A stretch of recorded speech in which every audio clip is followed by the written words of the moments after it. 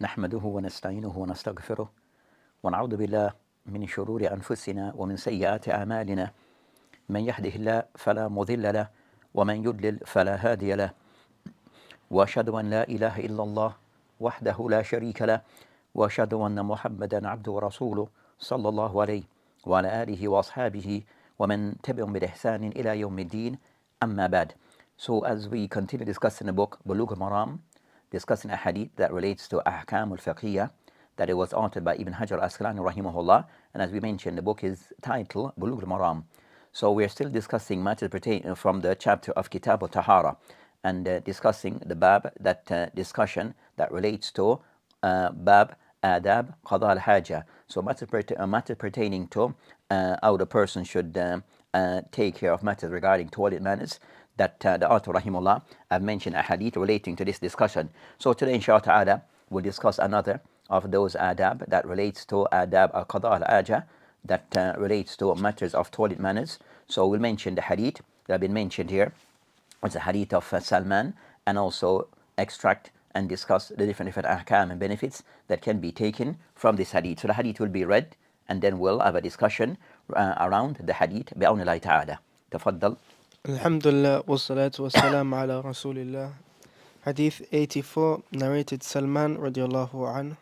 Allah's Messenger sallallahu alayhi wasallam forbade us to face the Qiblah when defecating or urinating, or to clean ourselves, istinja, using the right hand, or to clean ourselves with less than 3 stones, or to clean ourselves with dung or a bone, reported by Muslim. So this is the hadith that we'll be discussing, which is the hadith of Salman radiyallahu anhu.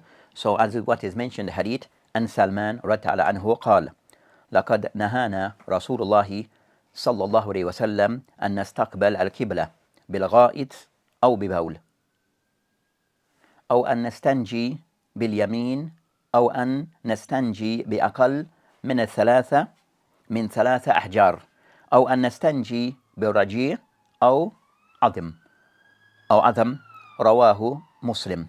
So this is the hadith that we have just read, and we'll go into discussing the hadith, where this hadith, it covers another of those matters pertaining to adab qada al-haja. So this hadith, it covers somewhat several matters. The hadith, it said that Salman al-Farisi radiyallahu anhu, that mentioned this hadith upon the Prophet alayhi salam, that the hadith meaning the hadith meaning that the Prophet that the Muslims were forbidden by the Prophet alayhi salam that they should face the Qiblah while urinating or defecating. So while using the toilet, one is not allowed to face the Qiblah. And then he mentioned the second, أو أن نستنجي باليمين, and the second matter that the hadith discussed, that they were forbidden also not to clean themselves with their right hand, and we covered that matter in the hadith before. Then it mentioned also نستنجي بأقل من ثلاثة أحجار, and also the third matter is that they are not to clean themselves with less than 3 stones. Then it mentioned the fourth matter, which is أو أن نستنجي برجيع, and also that one is not to clean themselves with things of animal dung, or that of bones. And the hadith is narrated by Imam Muslim rahimahullah. So the first of those matters to be covered, the hadith here, we will discuss first something in brief relating to the rawi of this hadith, who's Salman radiyallahu anhu. So as for Salman al-Farisi, radiyallahu anhu, that his name is kunya is Abu Abdullah. So his name is kunya Abu Abdullah. Is kunya Abu Abdullah, is known as Salman al-Farisi because his asl is from Faris. يقال Salman al-Khair, also he referred to as Salman al-Khair, and that is of one of those who that he mentioned that his asl is from Faris, from Faris. Wasafir, and Salman radiyallahu anhu, that he traveled in seeking knowledge of the deen. So his quest to learn about the deen, the correct deen. So he journeyed for this. He took a journey in trying to achieve this goal. So they mentioned that at some point, Tanassar, that he became a Christian on his journey in seeking the true religion to be followed. And he read the books of the Christian and read many books. then he came upon the Arabs, came upon a group of Arabs, and then eventually that he was bought, he was captured, and then he was bought by a group of Yahud. And then it mentioned regarding concerning his story, regarding that, that his journey eventually, that he accepted Islam. Eventually, he accepted Islam, and his story is well known and mentioned. Then regarding concerning Salman al-Farisi, that he came, Aslama lamma qadima al-Medina, that he accepted, that he came to Medina upon accepting of Islam. And of those battles, he participating in several of the battles of the Prophet Islam, as they mentioned that the first of those was al-Khandaq. So he participated in Khandaq. And also Salman al-Farisi radiyallahu anhu was of those who gave his advice to the Prophet ﷺ and consultation to the Prophet ﷺ regarding matters of this battle regarding al-Khandaq, where he decided that of the ways is for them to make of these type of trenches around. So that was concerning his participation in this particular battle, and also what he contributed regarding this battle. So regarding concerning that Salman al-Farisi also is known to be one of the ulama of Islam amongst the Sahaba, a Zahid, one who abstained from things of the dunya. And also it is stated that Salman al-Farisi, radiyallahu anhu, of those amongst the Sahaba who lived for many years, that he lived for many years. Then, so that's concerning in brief regarding Salman al-Farisi, radiyallahu anhu. So as for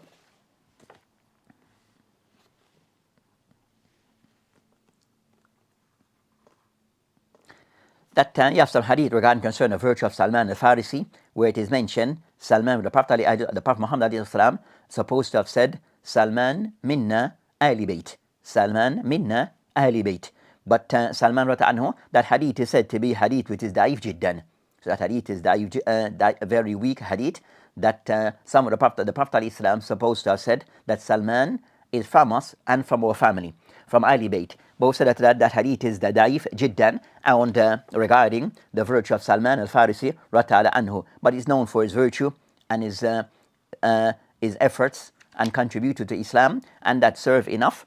As for Salman radiyallahu anhu, that it mentioned that mata bil Medina, that he died in the city of Medina in the last years of the Khilafah of Uthman ibn Affan. So as Salman al-Farisi, that he died and was laid to rest in Medina,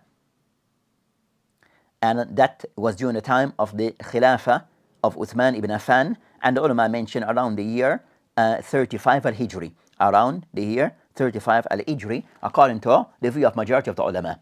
So a khilaf as to exactly what year Salman al-Farisi passed away, but of the ulama, many who have stated that he died around the year 35 al-Hijri, which was around of the final years of the final years of the Khilafah of Uthman ibn Affan radiyallahu anhu.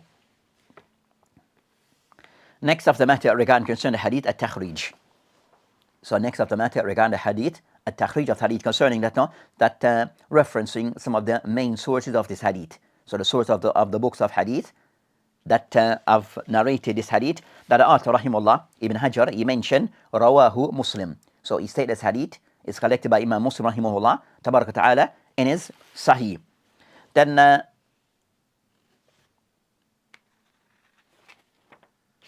this particular hadith, also you have other sources that have mentioned the hadith. So other sources that have mentioned the hadith other than Imam Muslim rahimahullah. So it mentioned that other sources, references of this hadith, they mentioned Ahmad ibn Hanbal in his Musnad, Abu Dawood, Nasa'i, Tirmidhi, Ibn Majah, yani Ashab al-Sunan al-Arba. So those four are referred to as Ashab Sunan al-Arba, or al-Arba, whom are Abu Dawood, Tirmidhi, Nasa'i, Ibn Majah. Then also the hadith also is found in Al-Bayhaqi, Abu Awana, who have a mustakhraj of the book of Imam Muslim. Also the hadith is mentioned in Ibn Khuzaymah in his Sahih, Daraqutni, Ibn Jarud, and others. So this hadith has been mentioned by many sources. So again, of the sources of this hadith, Ahmad, Abu Dawood, Nasa'i, Tirmidhi, Ibn Majah, Bayhaqi, Abu Awana, Ibn Khuzaymah, Daraqutni, Ibn Jarud, and others. who have mentioned the hadith, and the hadith is authentic hadith. So this hadith, it discusses, as for the mawdu of this particular hadith, that it covers many things. So of the topic of the hadith, it covers it regarding concerning 4 masail. So this hadith, it covers 4 masail that relates to matters pertaining to the adab of qada al-haja. So the first of the masail that is covered in the hadith, where these things are forbidden. All these 4 things some are forbidden based upon the hadith, and we'll cover those masail individually. That it mentioned of those matters regarding facing the Qiblah while one is fulfilling one's needs, whether defecating or urinating. Second, and that matter goes into detail, that many aqwal of the ulama on this matter. So we'll discuss that particular matter in the next hadith. So the hadith that will follows also cover this particular masala. So we'll cover that hadith in that next hadith, which is the hadith of Abu Ayyub, the hadith of Abu Ayyub al-Ansari radiyallahu anhu. So that's of those masail that is covered regarding of the adab of toilet manners. Also it discussed concerning washing of oneself with the right hand, and we had discussed that matter before, where in brief concern the person using of his right hand, that is the ulama mentioned that is halatan, that a person have 2 situations. The first, where the person is actually urinating and cleaning of himself, that the ulama mentioned is the jumhur of the ulama, that it is something which is disliked. So we discussed that matter.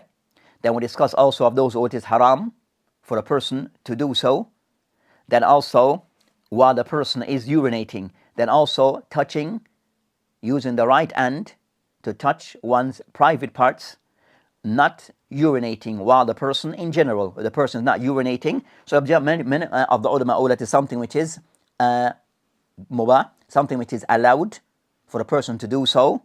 But of the ulama that it is also not allowed for a person to touch his private parts with his right hand, even when he's not urinating or clean of himself. So the ulama see as it is generally not allowed, and we have covered those matters before.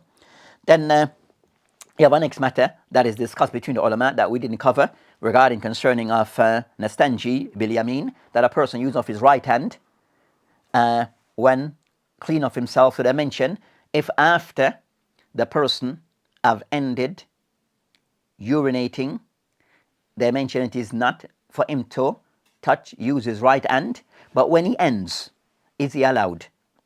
Of the ulama mention yes, and of those who hold that, no, it is not allowed. So you have that discussion also regarding at the end, when a person finish urinating, is he still allowed to touch? Is he allowed then to use his right hand to touch his private parts? So of the ulama, which is the ulama to know also that the person is not allowed, and of those who give some allowance to use his right hand to touch his private parts after completing urinating.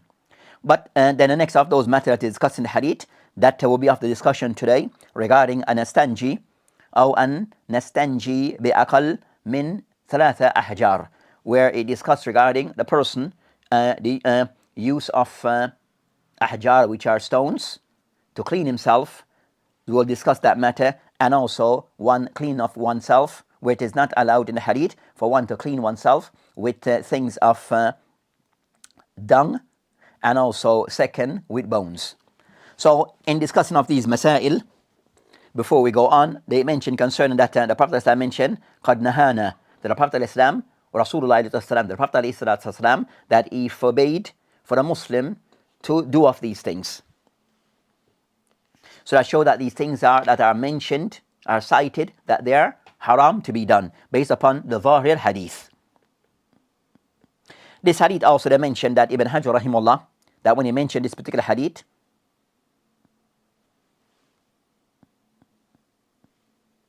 that there's this is a portion of hadith. So this is just a portion of a hadith, that there's somewhat a reason behind this hadith, where they mentioned that Salman radiyallahu anhu, that he was approached, qala lana al-mushrikun.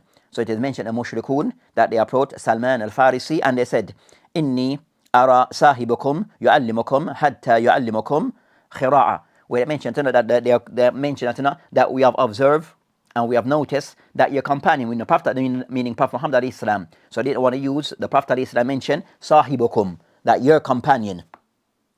So that's from the mushrikeen. So then he mentioned that hatta yu'allimukum, that he have taught you regarding matters relating to toilet manners. So it shows regarding that even the kuffar, the mushrik, the polytheists, that even that they notice that the Prophet ﷺ have taught them all these matters. So it shows that Islam, it put attention regarding matters in general, regarding matters we said that relates to the deen and matters that relates to life in general, regarding the Muslim as a method and a system regarding how we should function as a person based upon the teachings of Islam. Then Salman mentioned قال أجل, meaning concerning Naam. So the word Ajal meaning Naam. So another word of saying Naam, that regarding concern that regarding what they have observed. Then he mentioned the Prophet Islam. Then he mentioned this Hadith. Then went on to mention the Hadith. So regarding concern the Ahkam that can be taken from the Hadith,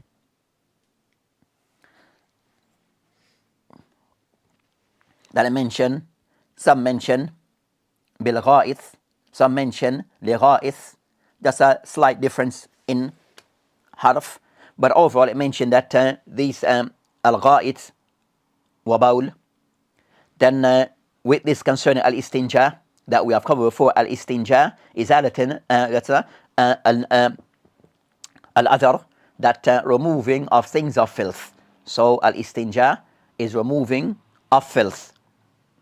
And istinja, with the ulama, in most, when the ulama mention istinja, they intend by this remove of filth, the use of water. So filth being cleansed by way of use of water.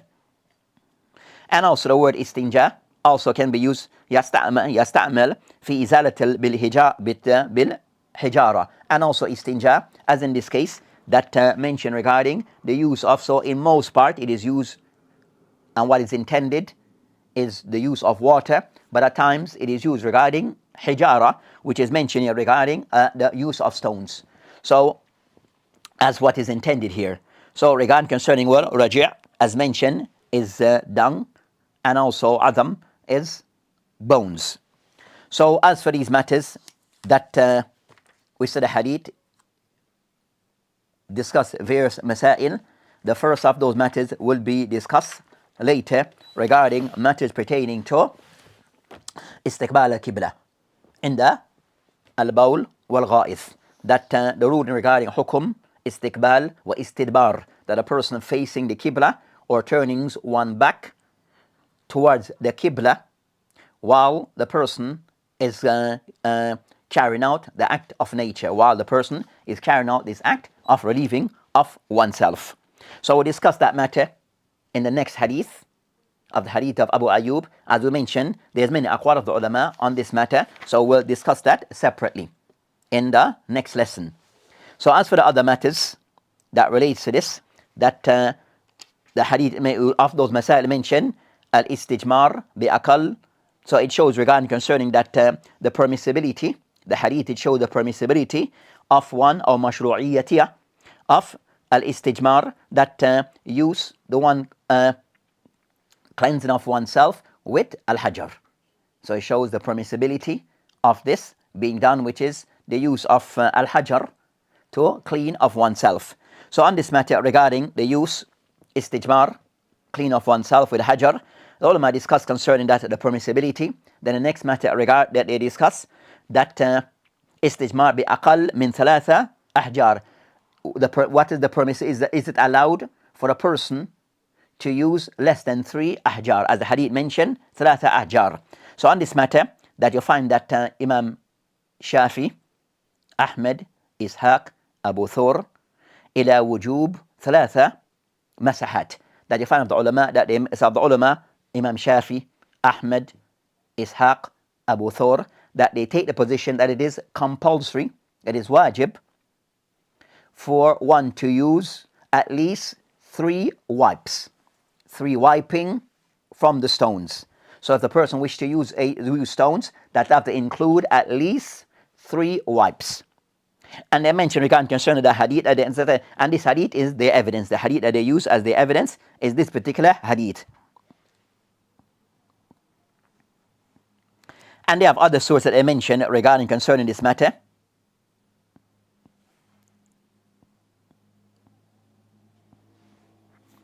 So you have, so they said that this hadith, it shows that 3 times has to be the least and not below this. Then you find that Imam Malik, Imam Abu Hanifa, alayhi rahmatullah, wa Dawood al-Zahiri, that they take the position ila anna al-wajib inqa, that they mention that what is wajib regarding concerning cleaning of oneself with the use of stones is that the person that is clean and inqa, that the filth, it is removed. And I mentioned that فَإِذَا حَصَلْ بِالْحَجَرِ, even if this is accomplished, if the person can achieve this by using 1 stone. So if 1 stone is able, can remove the filth completely, and the person said to be clean, then they said to know that this is the objective, and if this is accomplished, then it is sufficient, and the person doesn't have to use other stones. So that's concerning, that's the view taken by some of the ulama. And they mention regarding concerning, they mention as an evidence for their position that 1 stone is sufficient, that they mention man istajmar falyuthir, man istajmar, that one who cleans himself with stone, and they mention falyuthir, then he should do it in odd numbers. So they mention odd could be 1, 3, 5. So they mention, this shows that less than 3 is allowed. Less than 3 is allowed. Then also they mentioned the hadith of Abu Hurairah, another hadith that of Abu Hurairah anhu قال من استجمر فليوثر ومن فعل فقد أحسن ومن لا فلا حرج. That I mentioned that a person who cleans with stones should do it with an odd number. The one who have done so, he has done well, and the one who did not accomplish this, فلا حرج, he didn't, then there's no harm. They mentioned that there's some hadith, that hadith, man istajmar falyuthir faman fa'ala faqad ahsan, that hadith is on the discussion between the ulama. So you have a lengthy discussion between the ulama, of the ulama who all the hadith to be da'if, and amongst them you have the life of Ahmad ibn Hanbal, Bayhaqi, Ibn Abdul Barr, Abdul Haq al-Ishbili, who all that hadith to be da'if. But others who all the hadith to be hasan, such as An-Nawawi, Ibn Malakin, but a discussion regarding that particular hadith, that discussion between that hadith. So that mentioned that overall, that those 2 positions are taken, that the person must use 3 or more. That's taken by Ash-Shafi, Ahmed, Ishaq, and Abu Thawr, and others. And others, Abu Hanifa, Imam Malik, take the position that the person, it's allowed for the person to use 1 or less than 3, that the main objective is the person being clean, the person being clean, and if this is achieved with 1 stone, then that's sufficient, or 2 or 1, then that is sufficient.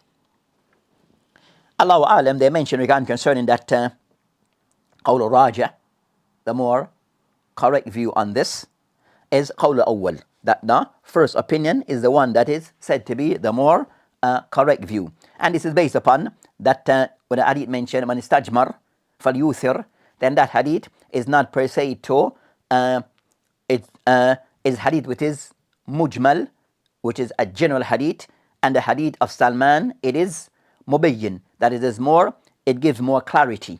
So the hadith of Salman give further clarity. As for the hadith of man istajmar falyuthir, it is more general, not that it is more general regarding that a person, and the hadith of Salman mentioned that regarding concerning that as for al-withr, it starts, the odd number starts from 3 upwards.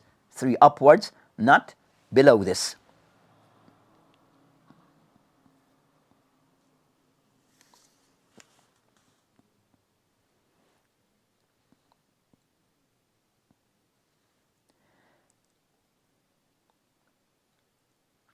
The next opinion on this, next masala to discuss, al-hajar al-kabir. So the person use a hajar, a stone that is a large enough stone, that have ثلاثة شعب. It have 3 points. It have 3 parts on it. With a person, does this one large stone suffice? Seeing that it has 3 enough sides or more that can be used, does this suffice for using 3 separate stones? So this is of the masail that are discussed between the ulama. So if one large stone that have 3 different points or more, is this sufficient? Or a person need to use 3 separate stones to clean off themselves? On this matter, the ulama, they have a khilaf between the ulama. Of the opinion of the ulama on this matter, ذهب إمام شافعي وإسحاق وأبو ثور أحمد بن حنبل and others إلى في الرواية إلى أنه يجزي الحجر الكبير الذي له 3 شعب, that it is a large side stone that have 3 different parts. So one stone but have 3 different areas or parts, sides that can be used, then this is sufficient. That's as these 3 sides on this large stone, it will act as if 3 separate stones. So that's the position that is taken by this hadith. And I mentioned that where the illah of this hadith is the person not to clean oneself with that stone using repeating that side more than once. So the person use it once, clean from that side, is not to repeat it, just as that one stone. So if he use one stone, is not to repeat that stone again. So they mentioned from this that Adam al-Tikrar, that the person not using the same side more than once. So the person can use 3 different sides of a large stone or 3 separate stone, then they accomplish the same thing. And I mentioned a contemporary Ibn Uthaymeen, rahimahullah ta'ala, also agree with that opinion. The second opinion on this matter was a position taken by Ahmed rahimahullah for riwayah, a second position taken by Imam Ahmed rahimahullah, and others who have taken the position on this matter. وهو قول Ibn Mundhir, and as they mentioned also the position taken by Ibn Mundhir, that I mentioned أنه لا يجزي أقل من 3 أحجار, that the person, it does not that act is not achieved except the person he use 3 separate stones. So that view take the position the person must use 3 separate stones. One large stone will not suffice, even with 3 different sides. So they must use 3 separate stones, and that will be the thing that will consider to be the valid thing to be done for that act. So that's the position taken by the second opinion. So the second opinion, they mention the hadith literal, al-zahir, where the person have to use 3 separate stones, not one stone, even if it is a large stone with separate sides being used. And they mention the evidence for this is the hadith of Salman, the hadith that is mentioned by Salman, where it mentioned that the hadith states that in the hadith mentioned أو أن نستنجي بأقل من 3 أحجار. So they mentioned that hadith stipulate this, so the person must use 3 separate stones, not one stone with 3 separate sides. So that's concerned that matter. Abd ulama mentioned the first opinion is the correct opinion, that if the stone is large enough and have separate sides that are used independently, then that suffice as 3 separate stones. So of the ulama that mention that is the more correct view, and using of 3 separate stones, then also that's allowed, but also 3 separate sides, then also one stone with 3 separate sides, that also suffice. The next matter regarding this, that they discuss regarding al-hukum ithar فيما زاد على 3, that the next matter is concerned the person using have to use al-withr ithar, which is an odd number starting with 3 or more. So regarding a clean of oneself, the person must use either 3 or more, but whatever is above 3 stones or 3 sides, that a person have to use an odd number. So 3 or 5 or 7 times, not an even number. And with this matter, you find that ذهب بعض أهل العلم of the ulama وابتين بذا إلى وجوبي, that it is compulsory the person must use an odd number of stones, starting with 3 upwards, with this view. And it stated that that's the position taken by of some of the ulama, and amongst them Ibn Hazm, rahimahullah ta'ala, who mentioned this view, mentioned, Man istajmar falyuthir. Man istajmar falyuthir. That what the Prophet ﷺ mentioned, Man istajmar, the person who used stone, falyuthir. Then he should use an odd number. And that odd number, it starts with 3 upwards. So 3, 5, or 7, what a person is required to use to make himself clean. So the person, he did, for example, 4 stones, and he's clean. It removed the filth completely. He still need to use a 5th stone to make it an odd number. To make it an odd number. So they mention the person shouldn't suffice with an even number. Then he should add another wipe or stone to make it an odd number. So that's the qawla taken by some of the ulama. Then they mentioned that jumhur of the ulama, that they mentioned that this is not by bab of wujub. So the first opinion, take it as wajib, the person must use an odd number of stones, starting with 3 upwards. The second opinion, which is the view taken by jumhur, majority of the ulama, that they mention min bab al-istihbab. So using of an odd number, 3, 5, 7, 9, accordingly. That they mentioned min bab al-istihbab. It is something which is preferred to be done. So this act is preferred for the person to use an odd number, but if the person uses an even number, la bas. And they mentioned that the evidence to prove that it is not wajib, they said as-sarif min hadith, with the Prophet ﷺ, that he mentioned man fa'ala faqad ahsan, the hadith that we mentioned before, where the Prophet mentioned man fa'ala faqad ahsan, which is the hadith that we had mentioned before, where he mentioned man stajmar falyuthir.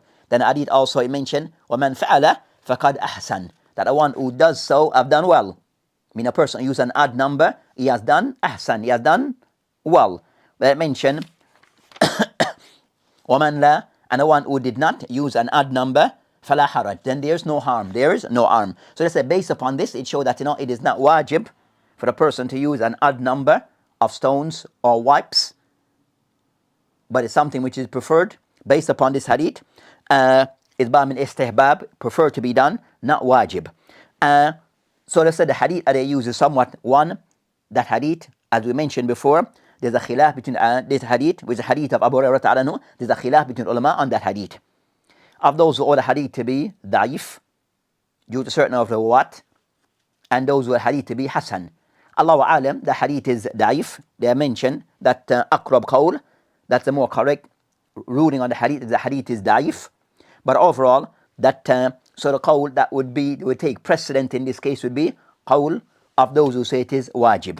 If the hadith is considered to be da'if, that regard concerning man fa'ala, that the one who does so have done well, and the one who didn't, la haraj. If the hadith is graded as weak, then the qawl, the view that will be the correct view, the more stronger position will be the view taken by those who say it is wajib, based upon the clear text on this matter. Based upon the clear text on this matter. The next of those matters that are discussed in the hadith is so that hadith regarding concerning that the next matter which is discussed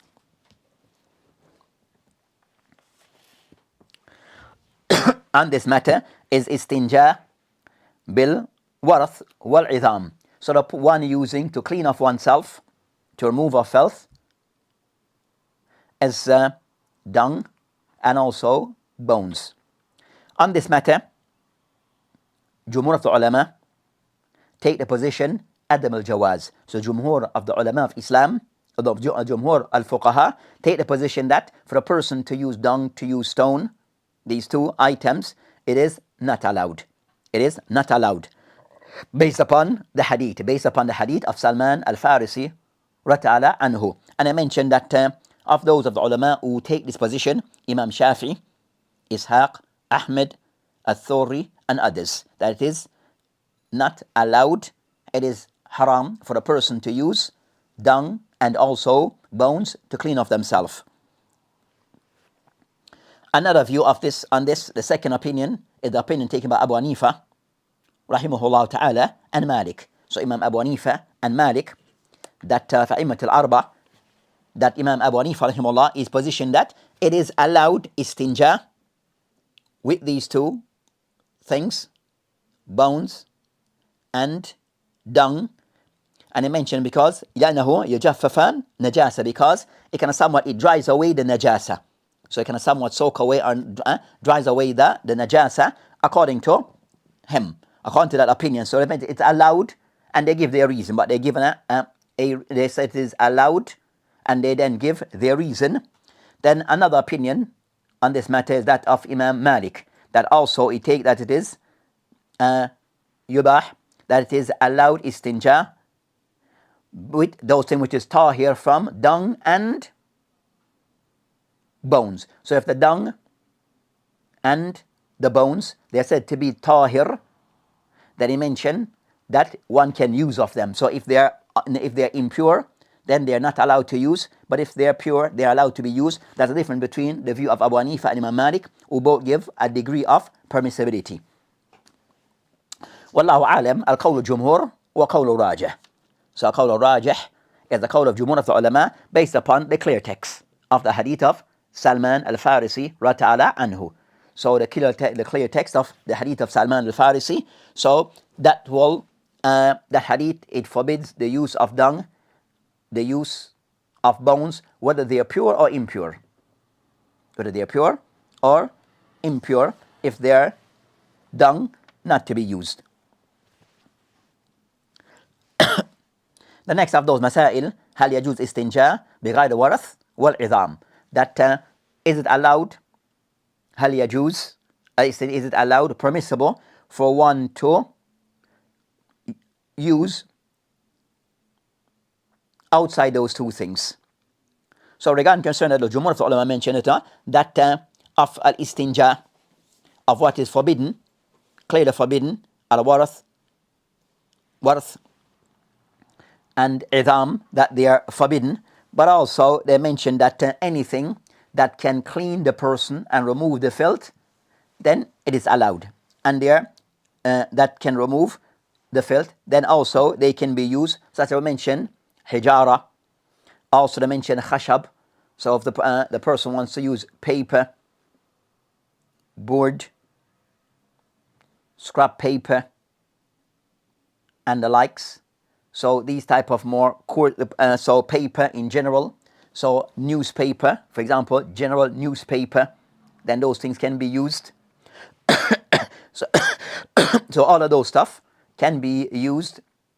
Regarding, person might use a bag, plastic, then let's say plastic paper bag and the likes, then these things can be, or wrapping bag, paper, then these things can be used. So all those things can be used. So the person, after this, the person of the insurance, he just avoid things that are forbidden, as mentioned in the hadith, that things of dung and the likes, then he avoid dung and bones. But as for other things that can make the clear the area or clean the area, then those things are allowed. You find that Dawood al-Zahiri and also some of the Hanabila, that they mentioned that a person, regarding these other things other than water, that a person only restrict himself to hijara. Of the ulama, of them Dawood al-Zahiri and also some of the Hanabila, that mentioned that the person restrict himself only other than water, outside water and the likes. Then regarding these, then hijara is the only thing to be used. As for paper and all these things, then no. So they mentioned, because the hadith mentioned hijara. So the hadith, when they mentioned that other things being used, it mentioned hijara, and then it negates, it forbids other things. So hijara is the only thing that we should use. Other things, the other thing that I mentioned, that one is not to use those things and other things that are similar or outside what is mentioned. They mentioned that as for the matter regarding concerning that the Sharia not allowing clean of oneself using of dung and bones, that the illah, that the reason behind this, that I mentioned regarding concerning the Prophet ﷺ, I mentioned regarding that, is the am of the the jinn and their animals. So regarding concerning that bones is the ta'am of the jinn, and the dung, the ta'am for their animals. So they mentioned that hadith of that nature, that hadith in the Sahih Muslim regarding concerning that the Prophet mentioned فَلَا تَسْتَنْجِي بِهِمَا, regarding that the person is not to make istinja with adam and dung and bones, as he mentioned فَلَا تَسْتَنْجُوا بِهِمَا, not to make istinja with these two things, فَإِنَّهُمَا, because indeed ta'am ikhwanukum, because they are the food for your brothers, meaning amongst the jinn. So your ikhwa, the brothers, the Muslim from amongst the jinns. So that's of the reason behind why they are not to be used. Then the ulama have also extracted from this hadith that the ulama also extracted regarding that also istinja, that also things not to be used, mat'umat, so things that are eaten by people, bread, food item being used to clean oneself, and that is haram. So the person using of food items, things that are eaten by people to clean oneself, then this is something which is haram. So khubz or whatever else a person, things that are eaten, then these things cannot be used for the purpose of cleaning of oneself. That is haram. That also they mentioned, so that of those things that are mentioned regarding, then as I mentioned, things that have paper, that are things of mention of Allah subhanahu wa ta'ala, things that are books, Islamic books and materials, then these things cannot be used. These type of paper, these type of material, paper, cannot be used to clean oneself. As we have alluded to before, those things are not allowed, and even more severe regarding a person using of these things. Then that could be, Allah mustam, that it could raise to kufr, that a person using paper from the Quran, yadu billah, a hadith, paper that contains hadith, Islamic matters, for clean of oneself, then this could raise to the level of kufr, yadu billahi ta'ala. So these are concerning of the ahkam that can be taken from this particular hadith. So it shows regarding concerning to know that Islam have allowed or things that we can use to clean ourselves, and also things that we are not allowed. So we have discussed some of those things that we are not allowed to be done, to be used. And inshallah ta'ala, in the next coming hadith, the hadith of Abi Ayyub al-Ansari radiallahu anhu, that will discuss matter pertaining to facing the Qiblah or turning our backs, giving our backs to the Qiblah. What's the ruling pertaining to this matter? We'll end here with this discussion, with what we have mentioned, and continue in the next lesson regarding other matters pertaining to adab qada al-haja. wa billahi ta'ala tawfiq wa hadi al-sabil wal akhir da'wana alhamdulillah. Assalamu alaikum wa rahmatullahi wa barakatuh.